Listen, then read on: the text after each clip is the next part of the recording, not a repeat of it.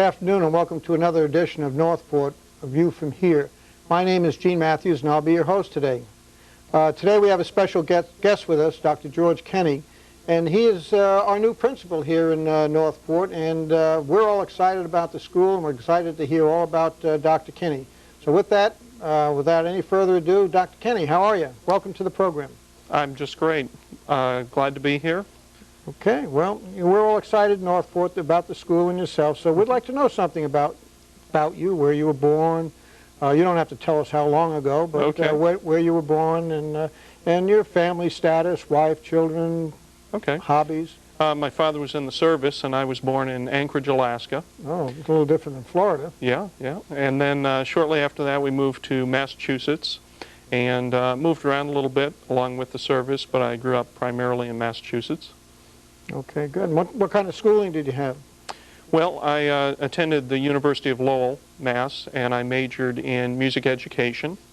I graduated from there and then taught in Raymond, New Hampshire for 2 years before moving to Englewood. My parents were retiring to the area 17 years ago, and moved to Englewood, started teaching at Lemon Bay High School, and taught band and was fine arts coordinator there for 10 years. Then I moved to the front office as a dean of students, finished up my master's degree at Nova University for administration and supervision. Then I went on to Pineview for 4 years as an assistant principal and finished up my doctorate in educational leadership. During your time up in Massachusetts growing up, were there any special sports or hobbies or arts and crafts? What did you do as a young man? Well, I was very involved in music, and as I went on to be a band director, I marched competitive drum corps for 9 years, and that took up a lot of my time. It was a great way to grow up. That's great. What are your duties now, or what were your duties before being appointed to the principalship here at Northport? What were you doing? What were your duties in Pineview? Well, I was an assistant principal there and in charge of all of the students' grades 7 through 12 and everything that goes along with running those grade levels, observing teachers, interviewing and staffing the school, textbooks, facilities, discipline, you name it. So is that the same age group or the same class grouping that you're going to be dealing with now in the new middle high school? Yeah, at Northport it's going to open with grades 6 through 10, and then we'll grow a junior class and senior class, but it's the same age group. Okay. Do you plan on bringing any programs from Pineview along with you? Not necessarily from Pineview. You know, certainly I'm going to borrow some of the gifted techniques and so on from there. I have some things from Lemon Bay that I may bring along in regard to summer school and dropout prevention and that, but I'll borrow upon a lot of my previous experience. Well, that's great. And what about your personal family now? You're married, I Yes, assume? I have a lovely wife, Wanda, and she is the community and family coordinator for Sarasota Foundation Middle School, which is for at-risk middle school students in the north part of the county. And I have 2 stepsons that are both grown and have graduated from college and are being very successful. That's great. That's especially good in your twilight years when you retire and they can bring you here and there and cart you all around. Help support us, yes. Yeah, absolutely. So music is one of your first loves, I take it. Yes, absolutely. And how is that going to apply or go into use at the new school? Well, as you know, the auditorium is a focal point for the school, and the community's invested a lot of money into making that a first-class operation. So that will be one of the things that we're really going to concentrate on, having good programs and getting the community involved in the school and bring in groups from outside. I know that the community is looking forward to that, and that will be an emphasis for us. That's great. Now, the school is not going to be built for quite a while. What are you doing you're appointed as the principal. What are your job duties as of between now and the grand opening, if you will? Well, right now we're working on some of the construction issues and some of the decisions that are made in that regard. We're also putting together all of the list of equipment that we're going to need at the facility, and as you can imagine, that's extensive.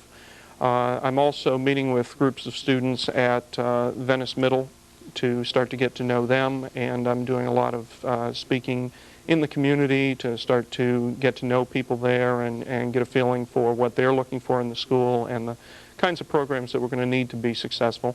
Okay, and have you spoken yet to any specific groups within the city? Yeah, I started with the Republican Club this past week. I have the morning and afternoon Kiwanis groups coming up. I'm going to speak with some of the leaders from the Boys and Girls Club. Great organization. And yeah, other groups are contacting me, and I'm glad to go out and speak with them and give them an update of what we're doing. And have you sat down with our city fathers and discussed some of your plans? And I met with Stan Frank for lunch last week, and I'm looking forward to getting with the commissioners shortly. Okay. Because we all have a vested interest in that school. Not only are we sending our children, but that Performing Arts Center certainly is a focal point for the residents of Northport, especially since they contributed so much money towards it. Right. I think that'll be a great addition for our town. How is construction going out there? Right now we're right on schedule, and if you drive by the school on Price Boulevard, you'll see the beginnings of the 2 classroom buildings, and those are each 2 stories tall, and also the administration building, which is administration on the 1st floor and the library on the 2nd floor. So those are coming along. You'll see girders coming up out of the ground, and also, they're working on the pit for the orchestra part of the auditorium. They're going to put a sump pump in there so keep it dry? It's 14 feet below ground level. Is that right? Oh, yeah. so they may need one down there. Yeah, so that's a consideration. Okay, you know, our kids are going to be coming from middle school and high school here. Where are they coming from? What are their numbers? And are some of them going to continue in the schools they're presently at? Well, they're all coming from for the middle school, Venice Middle, and then from the elementary schools as they come up. But 57% of Venice Middle School is Northport kids. So that's where the lion's share of people are going to come from. I think there are a few kids that may go on to Venice High School because they have older siblings that may be going there and so on. But the feeling that I'm getting from the kids is they're very excited about the school being right in town, and if they can ride their bike to school, or that they'll be able to be involved in a lot of extra, after-school activities. So they're real excited about it, and I think they can't wait for the doors to open. Well, there's a lot of people that can't do that. How about numbers? Now, how many are going to be coming into the middle school, the first year, and the high school? Right now, we're expecting the first year to open with about 1,650 kids, and that would be a little over 600 high school students and a little over 1,000 middle school students. And then, of course, we're going to grow a junior class and a senior class, so we're going to see some noticeable growth right off. The new school is costing somewhere $41 or $43 million. I hear both numbers. Are they going to be able to open without portables? Or are you going to be able to open without portables? Well, that's the big question right now. We may have some portables on campus, and there in the plans are 2 more classroom buildings that will come on. It's listed under future development, but it'll probably be within a year or 2 of opening as the school grows. So if we have to have a few portables to open with, that'll be fine. We'll deal with it, but there'll be some additional classrooms coming along too. It would surprise me if it wasn't be the only new school built in the county that within 6 months or a year didn't have it. Right. We'll be right back for some more questions of Dr. Kinney.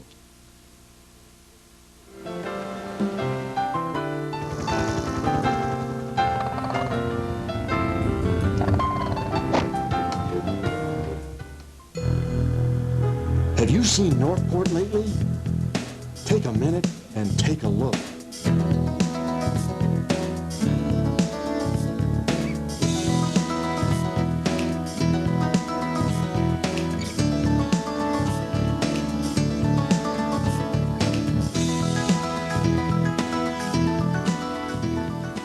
We really do enjoy nature, and we found it all here, right in our own backyard. Love fishing and boating on the Mayaca. You never know what you might see out there. We toured the whole state of Florida, and found that Northport had everything that we wanted. There's a lot of natural beauty, and there's a lot of wildlife here. I love the open spaces, and I love the quiet. If you're intrigued by what you just saw, pay us a visit, and you'll see a lot more. Welcome back to the second segment of Northport, A View from Here. We're talking with Dr. George Kenny, the new principal of the Northport Middle High School. And Dr. Kenny, we were talking about classrooms, the number of children, and everything else. On the high school side, what do you anticipate within the next 5 years, if you can come up with a number like that, of students in the high school in Northport? I would say that within 5 years we'll probably be at 21 to 2,300 high school students. Mm-hmm. As you're aware, the area is growing quickly, and it will probably grow even more quickly as the school comes online, but we should end up about that size. And you're speaking of 1,000 students right away with the middle school. Mm-hmm. Where do you see the middle school ending up in 5 years? In 5 years? I would say that that number should get up to about 1,600, okay, maybe 1,700. All right. And when, what is the maximum capacity going to be of this particular facility? And when is the school board going to have to look at building a standalone middle school, if you will? I think the plan right now is to open the middle school in 2004. And at that point, grades 6 through 12, we're anticipating 3,100 students. So it will be pretty big, and we're hoping that that facility will come on board when it's scheduled.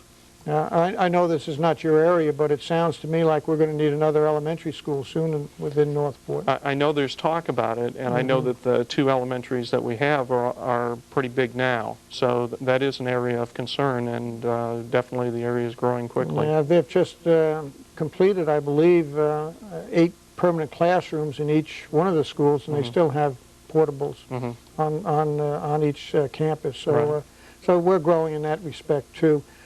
In the new high school, one of the factors that people, not one of the factors, but their concern is the loss or of art and music within a curriculum. And how is the art and music going to be viewed in this new school?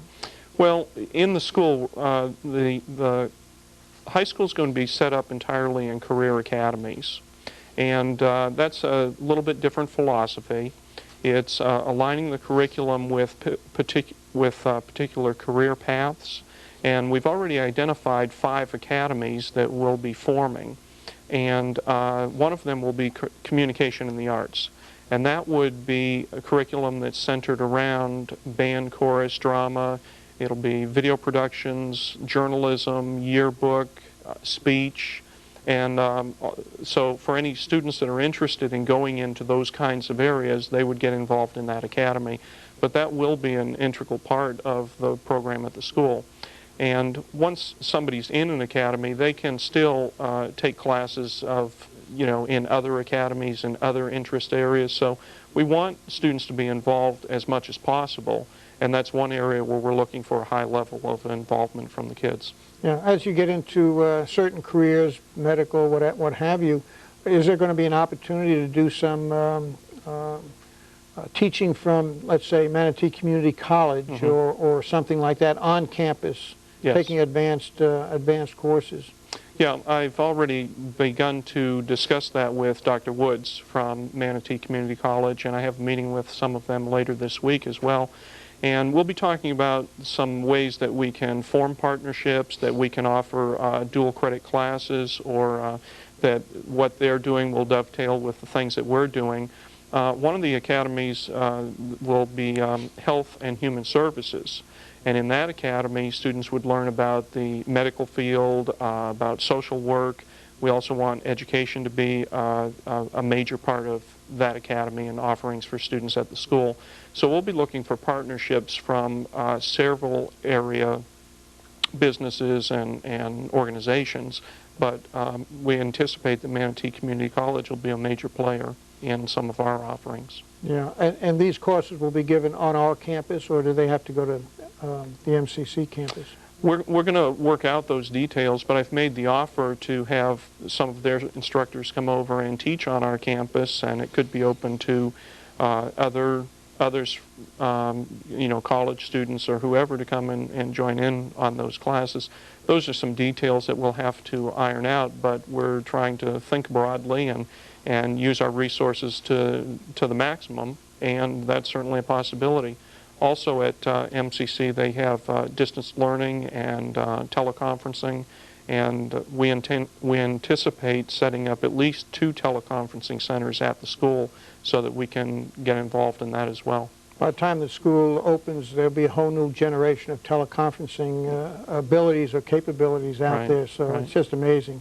But for myself, as being a parent who had two children in college at the same time, they had taken dual enrollment at MCC, and it saved me an awful lot of money in college credits because they were able to transfer them immediately to that to their college here in Florida. So it was really a great program. That's certainly an advantage, and there are a lot of kids who, if they're focused and they know what they want to do in college and beyond, they can get through college sometimes in 3 years by taking advantage of the dual credit classes or advanced placement courses. How about the school technical institute, formerly known as Rotc? Most people know it as Sarasota Rotc. How is that going to be integrated into your high school program? We haven't started to talk in those terms just yet, but I anticipate doing that shortly. And it would be nice to have our curriculum and the academies aligned with some of the programs there so that students who are interested in going into those programs could eventually work their way into it and then get that additional certification after high school. So we'll be opening up those kinds of conversations. Yeah, there's so many different programs within Sarasota County. In fact, it's a very program-rich county. And when you get into the ESE or exceptional education, what do you see as the types of programs that you're going to be able to handle within the school environment itself? And I realize that profoundly handicapped children need a special place, and I guess some of the gifted. But are you going to have some of those programs within the school itself? Yes, we will. We'll be doing quite a bit of inclusion for students with learning disabilities, and then giving them the additional support that they may need. But we'll try and have them in the regular classroom as much as possible. I also anticipate that we'll have a couple of classes for emotionally handicapped kids, and we'll be working with them. Those classes are currently available at Venice Middle. We will have some students with handicaps, and of course the physical handicaps, and of course the campus is equipped for those kinds of kids. It's 2 stories, but there's an elevator available to those students. And we want everybody to be included on our campus that's possible and that's appropriate.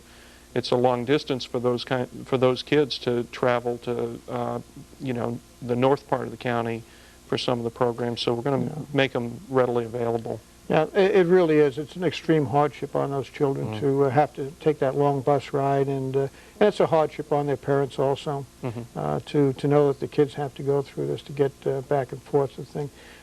Every high school has to have some sports programs. Yes. And so what are we looking at? We're going to start off with a full sports program the first year, and it will, I'm sure I'm going to miss something, but football, volleyball, basketball, softball, soccer, swimming, wrestling, all of those things, baseball. We'll have the full program. We'll probably start off competing at the junior varsity level, as we'll have freshmen and sophomores only to begin with. And then we'll move to the varsity level at the point that the coaches feel that we're ready to take that step, and the students have the proper fundamentals and that they'll be competitive. And I think that part of the school is very important, and as I said before, we want as many students to be involved as possible. Okay. We're going to take another break right now, and we'll be back in a moment with Dr. George Kenny. Thank you.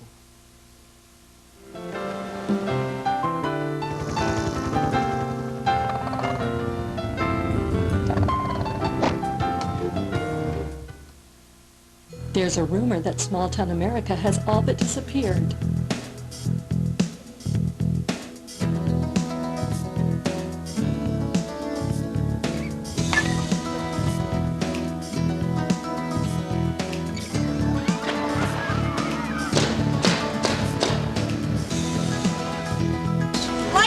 right, Northport. Northport is the last Mohican. This is the place. This is going to be the last undeveloped region. The city government itself is so pro-growth, and it's just like everything is in the right place at the right time for Northport. They're very open-minded, they're very honest, and they're very fair.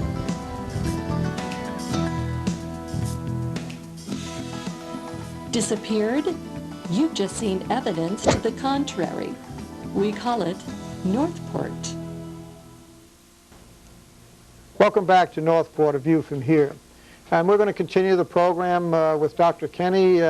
Dr. Kenny, we were talking about sports programs and the like, and you were certainly naming off quite a few, and it seems like a very aggressive program for a new school. But how about on the side for the girls? It's assumed that the boys are going to play football and they're going to play this and that, but in today's world, that's not good enough anymore. Mm-hmm. What are we going to have our girls do in the sports field? Some of the things that I mentioned, we'll have girls soccer and girls basketball, and we'll have fast pitch softball. I didn't mention track, cross country, cheerleading. Basketball. Yeah, basketball. All of those things will be available. I think it's important for us to start off with a full program. And if you think about it, with 600 students, we're going to have a lot of participation from the student body. So there'll be plenty of opportunity for those kids. And I think over the years, they haven't been able to be so involved because of the traveling distance to when they went to Lemon Bay or now at Venice High School.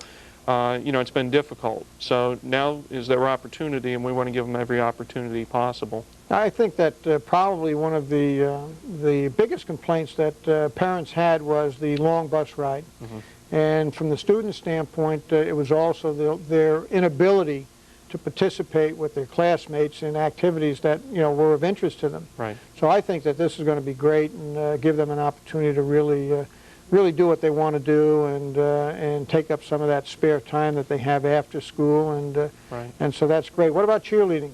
Oh yeah, wouldn't miss cheerleading. Wouldn't miss cheerleading. Also, for the kids who are not involved so much in sports, we'll have band, chorus, drama, yearbook, Mu Alpha Theta, which is a math honors group, student council. So we'll have plenty for people to do. How about the ROTC? Is there any plans for the ROTC? Yes, I've made an application to the Navy Junior ROTC, and they think that we will qualify for the program. We'd like to start off with that the first year if possible. And as a matter of fact, when I've been speaking with different groups of students at Venice Area Middle, a lot of the students are interested in it. So we think that we'll be able to support the program, and we think there'll be a high level of participation. What's the benefit to a child that completes, graduates from high school through the ROTC program? What are their benefits? Well, if they choose to go into the military, they start off at a higher pay grade. There's also, I think, the leadership that comes along with the program and the physical fitness part of the program. Or if they choose to go on to college, then they could go on an ROTC scholarship, and then at the end of that time they would owe a certain number of years to the service. But I think if they've been involved in the high school program, that they're looked on very favorably when they're being considered for the college scholarship. It's exciting. It's amazing how complex a high school and middle school is today, and yet it's also integrated and also necessary, I think, for the development of our children, especially in today's world, to have these opportunities. Let's go to the Performing Arts Center, and we haven't spoken too much about that. What do you see there for our students and perhaps even participation by the city? Things that you've talked about so far, and what's your experience in handling a performing arts center like this? Well, as you know, the city and the county have gone into a joint venture to build the auditorium. It's going to be 1,000 seats. It has an orchestra pit that's on an elevator that raises and lowers. It has all of the fly space where you can fly scenery up into the backstage, which is always cut in high school programs as a budget-saving measure. So I think along with that comes a responsibility to really use the place effectively. We will bring in shows that are traveling in the area, and I had created the Lemon Bay Performing Arts series where we had the Glenn Miller Orchestra, the Ink Spots, the Ballet South doing the Nutcracker. We had, I think, 28 different groups come through there in a matter of about 6 years.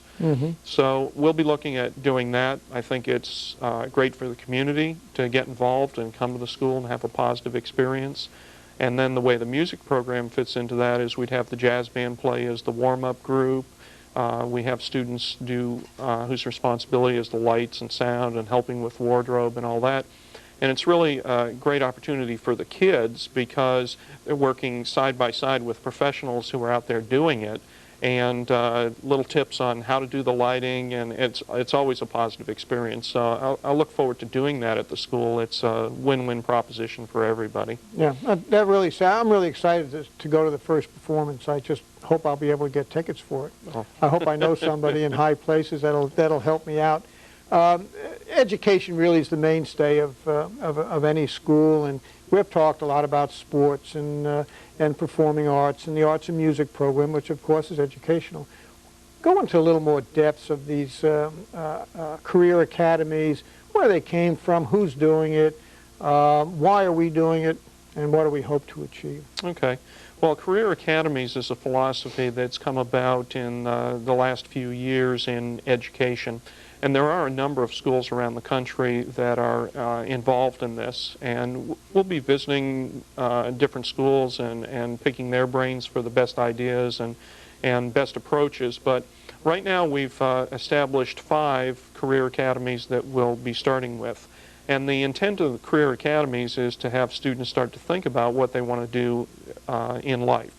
And whether it's go on to a 2-year college or a vocational program or go right to work or a 4-year college or the military, you know, it's a time for them to think about it and to experiment in those areas. And we'll set up business partnerships and mentoring programs and so on. But the 5 career academies that we think are going to be successful at the school are Health and Human Services, where students could study, as I said before, for social work, for medical work, to be teachers and so on. Environmental science, where they could study ecology, they could study agriculture, and along that line. Communication in the arts, as I mentioned before. Information technology and management, where they can get some experience with the business part of it, with designing web pages, you know, with e-business, those kinds of things. And the 5th one would be leadership and political science, and we'll embed the ROTC program in there. But anybody interested in public service or government could get involved there. And reading, writing, and arithmetic is going to be all part of this also, not just those are the highlights of the career opportunities. Right. We only have a short time to go. We have the Charter District. You have about 10 seconds. The Charter District will be making a decision whether or not to become a commissioned school, and we'll go in the direction that we think is going to be the most advantageous for us and our students. Okay. And it may open up more. I'm going to have to cut you off at that point. Okay, and thank you. If anyone would like to have Dr. Kenny come speak to their group, you can reach him at the Venice Middle School, and the number there is 486-2100, 486-2100. And he'll be glad to come out and speak to you. This is Gene Matthews, and closing another session of Northport, A View from Here.